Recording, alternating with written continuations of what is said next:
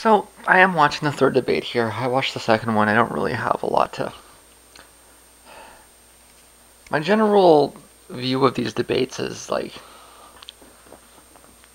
Hillary's winning them, but she's not winning them by a large margin. Like if I'm gonna sit down and actually, you know, work out who won each point on a point by point basis, I'd say that she's winning maybe about 55 to 45. But that's purely policies, though, right? If the election were simply about policies, I'm fairly left. Well, I'm extremely left of center, and I wouldn't. I mean, it's because they're both very right wing, right? And because they're both very right wing, like they're acceptable in different ways, right? Hillary's a bit better on the taxes. Trump's a bit better on the foreign policy, and it evens out so that she's like ahead by a hair on policy. But he's a retard. She's scary, but he's a retard, and it's just obvious.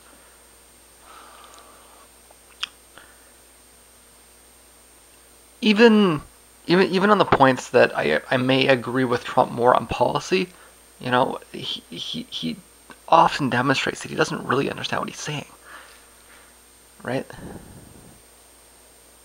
Like, I may agree that the Americans should withdraw from a lot of the places that they're in, but to suggest do you think the Koreans want them there?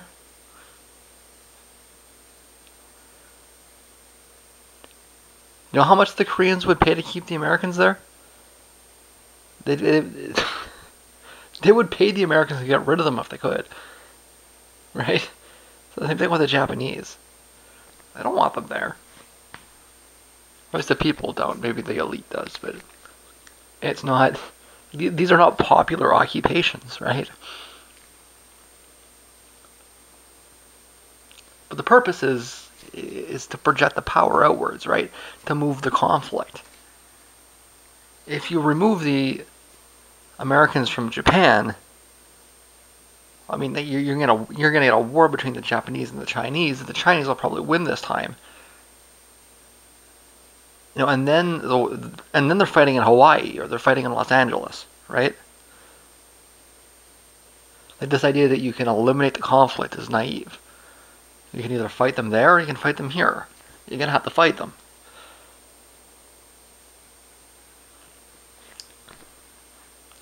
But I wanted to talk a little bit about the no-fly zone, because I'm not entirely certain that Clinton really is cognizant of what it is that she's proposing, or at least I'm almost hoping that she's not cognizant of what she's proposing. Because if she is cognizant of what she's proposing, then this is insane.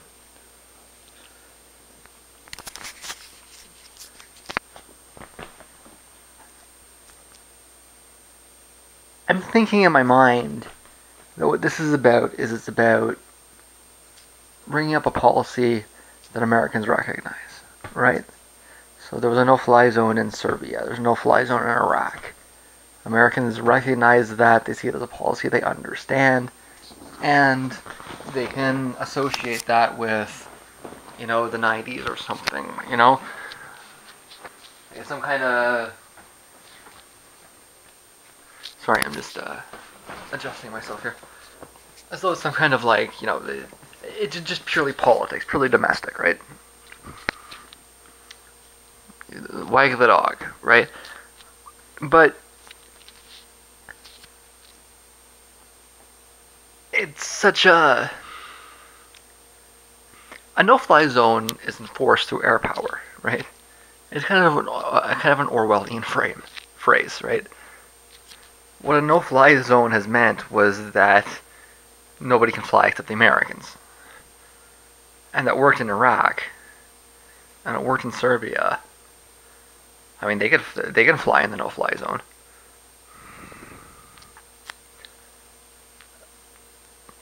And I'm having a hard time understanding how anybody could even bring up the idea of a no-fly zone in Syria.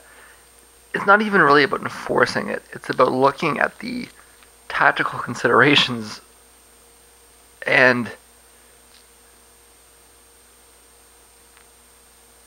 okay, so here's the reality on the ground in Syria. A couple of years ago, the Russians moved in some very advanced anti-aircraft defense systems. And one of the biggest reasons why the Americans have not bombed Syria already, the reason that the Americans have not bombed Syria already is because the Russians have essentially thrown a hissy fit about it, and they will have none of it, which goes back to Libya.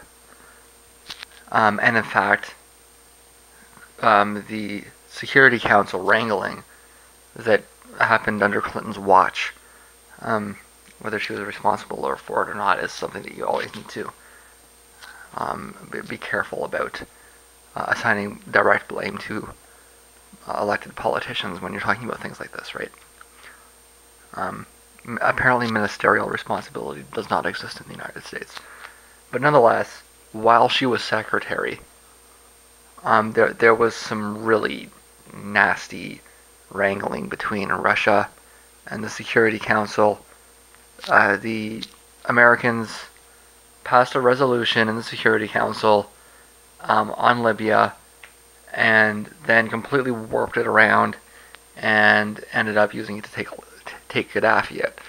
And the Russians have been totally clear ever since that, I mean, they've gone to the extent of, they call Hillary Clinton a war criminal, right? Hillary's got some nasty words for Putin. Putin and Lavrov and the whole Russian gang there, the whole gang, they all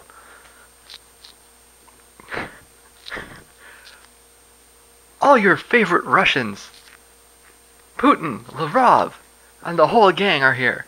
And they're all on record calling her a war criminal. Trump is right when he says that they don't like her. They don't like her at all.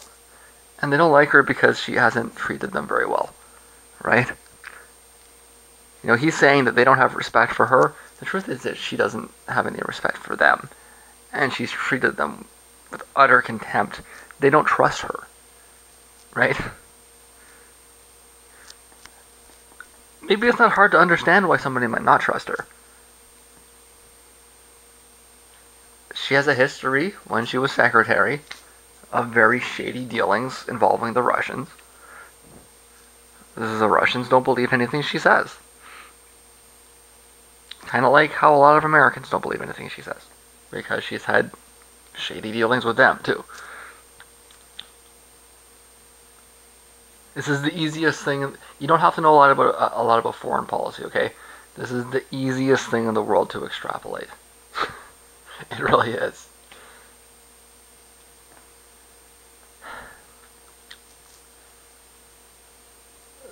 So ever since Libya, the Russians have been no bullshit, okay? They're not fucking around. At all, period, no matter what.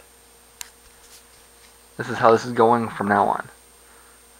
They're going to stand up, they're going to push back, and this is how it's going to be. So they put all kinds of anti-aircraft defense systems into Syria in order to prevent the Americans from invading.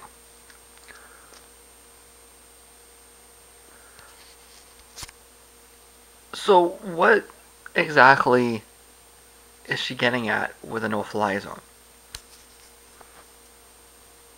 In an area that is loaded with Russian defense systems. Okay, the premise that you can send aircraft into Syria is probably permanently closed. from a tactical perspective, that is likely never going. It can't happen because the Syrians are able to defend themselves. And I know that a lot of Americans can't get their head around this, right? This idea that this little country in the Middle East actually has the ability to defend itself. If there are bombing runs in Syria, there will be casualties. The Syrians will shoot down planes with their fancy Russian defense systems. So, where do we even get the premise that a no-fly zone could be enforced? Like, it's hard to even know what that means.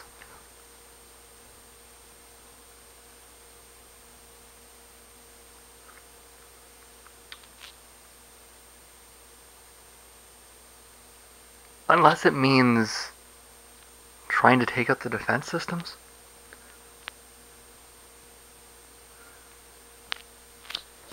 And what I'm just not clear on is whether this is really just empty rhetoric. Just, or even if she's still, like, is she operating on really old information? Like, it's hard to even really make sense of what she's proposing. It makes no more sense to propose a no-fly zone in Syria than it does to propose a no-fly zone in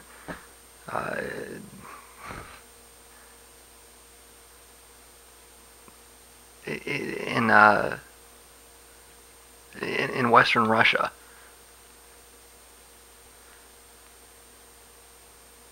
She's gonna stand up there and say there should be a no-fly zone around Moscow. Well, there's a lot of Russian planes around Moscow. There's a lot of Russian defense systems around Moscow. What does it mean to propose a no-fly zone around Moscow? Who is going to enforce that? Who's like...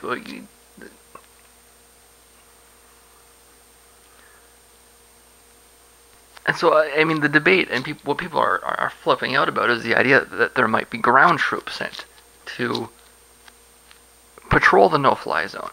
Because you couldn't actually set up a no-fly zone unless you had troops in place. And that's true.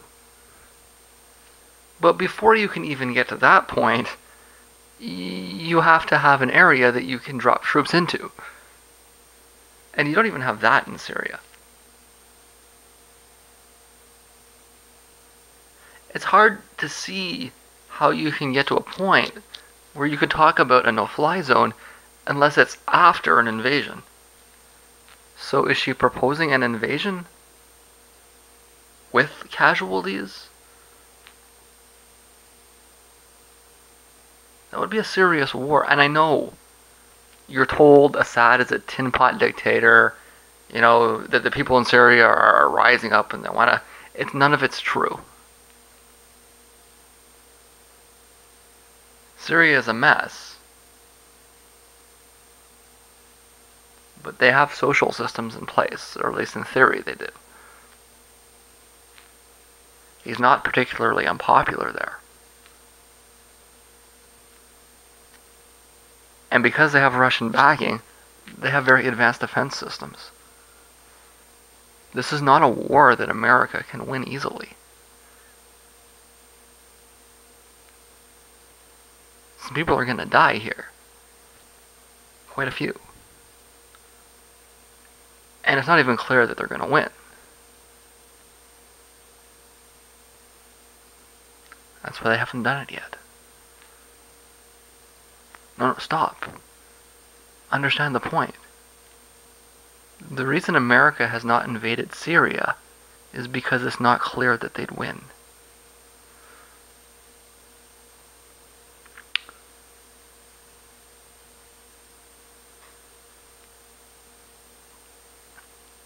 So again, I don't know. But I'd like an answer. And I think that she owes the world an answer. Is this empty rhetoric? Is this political saber rattling designed for domestic consumption? Or is she seriously talking about starting World War III, which is what would happen, and presenting it as the rational option?